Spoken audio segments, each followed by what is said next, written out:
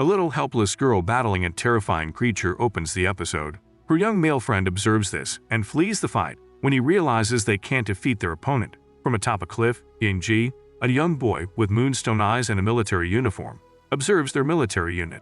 He fears that until a conqueror unifies the land, since a swarm of locusts repelled their armies, they will not rise. He believes that the Wangliang, some spiritual creatures, are responsible for this and are intent on stealing their land.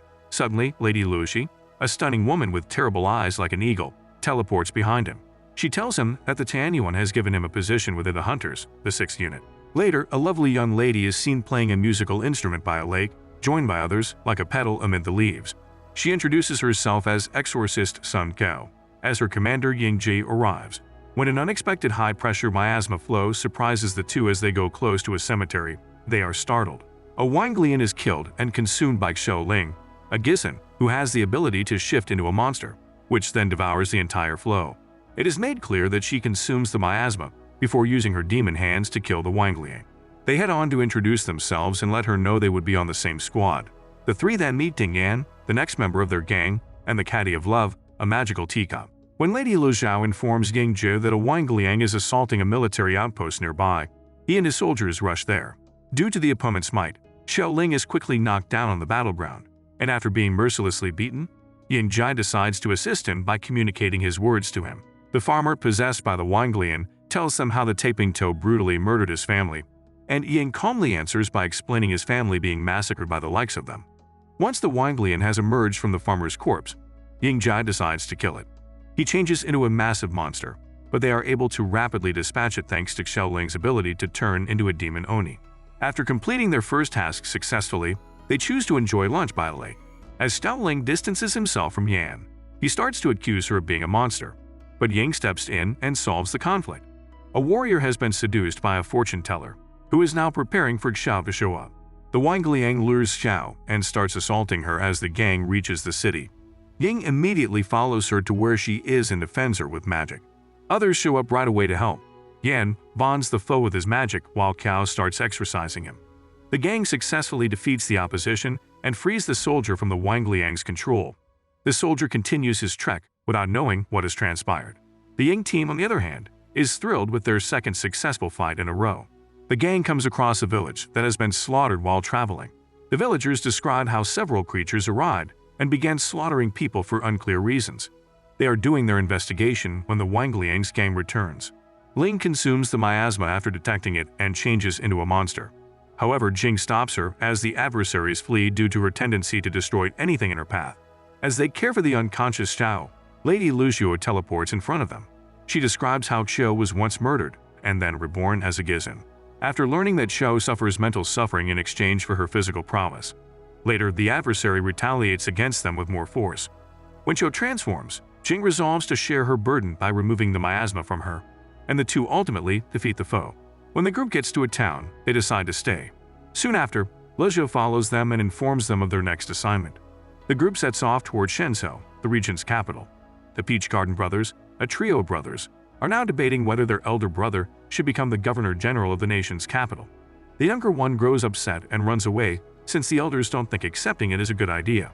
The fortune teller accosts him in a pub, offers him a drink, and uses a Wangliang to corrupt him. Jing's team and his older brother confront him. As he runs away, his brother begs them to murder him so that he might be freed from his pain. Kun refuses and reveals to him how she has been taking care of her younger brother. After confronting their adversary in a temple, the group uses Xiao and Jing's combined strike to win. The brothers make out while the nasty woman runs away.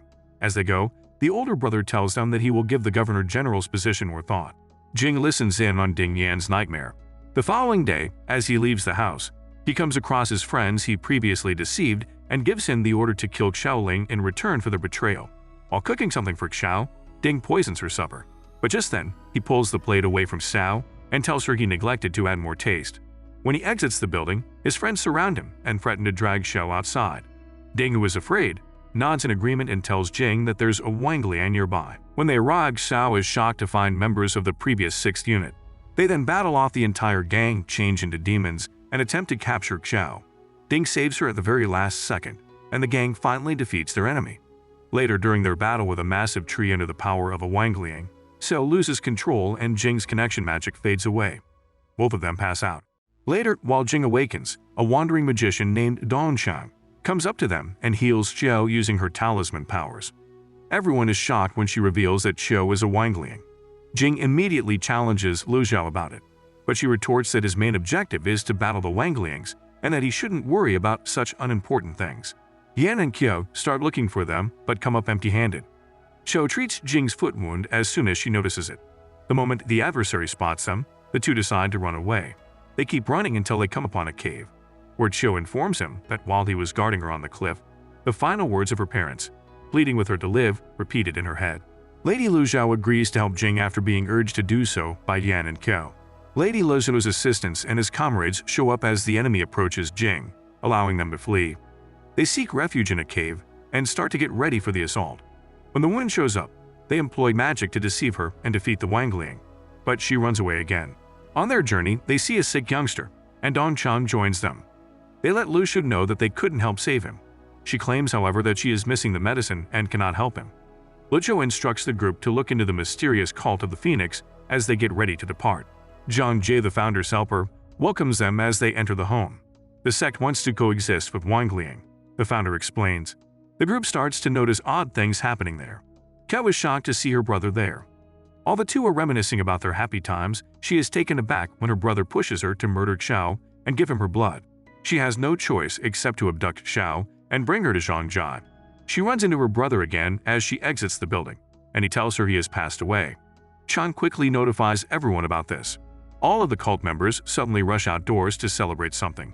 The cult members turn into monsters, which the team eliminates with ease. They rapidly fatigue, though, since the adversary keeps setting up ambushes. According to Caddy Cup, they are the only corpses that the miasma flow has resurrected. Xiao is imprisoned by Zhangji and Feng Gu, who keep feeding her miasma so she can spiral out of control. They tell her that she will become a Jiangshi during their rite. However, Xiao still has faith in her friends to come to her rescue. After learning this, Zhangji leaves to deal with them directly. He confronts Qiao and reveals that her brother passed away due to their experiments and was later transformed into a Jiangshi.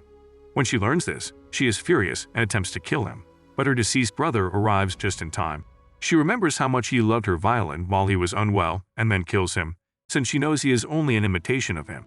In their quarters, Zhang Jia declares that if they are successful in their ceremony, the taping Tao will dominate the globe. When Feng Gu responds that she doesn't care, he becomes enraged. When the fortune teller shows up, she tells Zhang Ji that he has been duped the entire time. Then it is made clear that Feng Gu is a Wangliang. Zhang Ji pulls back after understanding he was deceived. At the last second, Qiao arrives and prevents the Wangliang from eating Xiao, while also suffering severe injuries. She carries her and manages to escape. Outside, Jing and Ko are ministering to the wounded Qiao and getting ready to face the Wangliang. With their chain-connecting method, Xiao and Jing dispatch it rapidly. After successfully rescuing Xiao, Sun Kao plays the violin one last time for her late brother. Later, Zhang Jia alerts them of the Wangliang King's coming and informs them of his scheme. When the gang runs across Lady Lu Xiao, Deng insists that she give them money for putting their lives in jeopardy during the previous operation. She makes the decision to treat them in a nearby town. However, at the request of Xiao, they decide to make their lunch on the spot. After the meal, Lady Lu Xiao asks Qiao whether she hates her for not providing the cure for her brother sooner. Qiao responds that she doesn't, and she accepts her forgiveness. Jing is eating alone until Qiao approaches him and chooses to join him for lunch. After eating, they return, and he tells Lady Lu Xiao about the Wangliang King. She gives him a history lesson. The Wangliang King and the Tianyuan, the clan responsible for upholding the central plan's order, have been at odds ever since, and as a consequence, the Wangliang King was sealed. She queries him about his plans for the future while Jing and Xiao relax by the river afterwards. In response, he says he wants to return to the temple where he was raised. She replies that she will get better at writing, and Jing promises to teach her when everything is finished. However, his body is so full of miasma that he passes out. According to Lu Xiao, they must help Xiao get better as soon as possible, and she informs them that his condition got to this state because he keeps collecting the miasma from Xiao. While Xiao tends to him, Yan and Qiao search for a location where he can rest properly. She is approached by Chang, who informs her that there is a way to heal him, but Xiao will have to take in all of his miasma. Dong gives Xiao instructions on how to take the miasma from him. She loses consciousness when she has completed absorbing all of the miasma. When Qiao and Yan come, they see her lying there. As they approach Dongchang, she reveals that she is the fortune teller. She knocks them out and takes Xiao with her as they run away. When Jing regains consciousness, Lu Xiao tells him they may still pursue them by sensing Xiao's miasma, because a small quantity still resides in him. She goes on to say that trying to save her would be pointless, since she would eventually succumb to death. They pursue them despite her protests. As Chang prepares to present Xiao to Wanglian King, the gang approaches her and beats her. She admits that the Wanglian King wants her to unlock the door of grief, which separates their realm from the realm of the dead. Xiao is drawn into a teleportation circle that leads to the Wanglian King's location after beating her in a fight. After finding that Chang wants her family back, they forgive her. The Wanglian King sets up a stage to honor the Guizhan sacrifice. He mercilessly removes her heart from her chest while the squad watches. After removing her heart, the Wanglian King performs his ritual to unlock the door of grief. Xiao's cursed heart quickly changes into the Wanglian King's feminine body. Terrors that enter through doors are very prevalent in the towns. The unit tries its hardest to push back the enemy, but ultimately fails. When Jing touches Xiao and senses her thoughts, he is surprised. Then he tries again to attack the foe but fails. He is knocked unconscious when the opponent smothers him with a great deal of miasma. Soon, a golden link emerges from Xiao's chest and unites them, enabling them to engage the assailant directly. To prepare the Wanglian King for their final assault, Jing and Xiao must make the ultimate sacrifice. Despite their disagreement, Yan and Qiao go up against the Wanglian King and defeat him, shutting the door of grief in the end.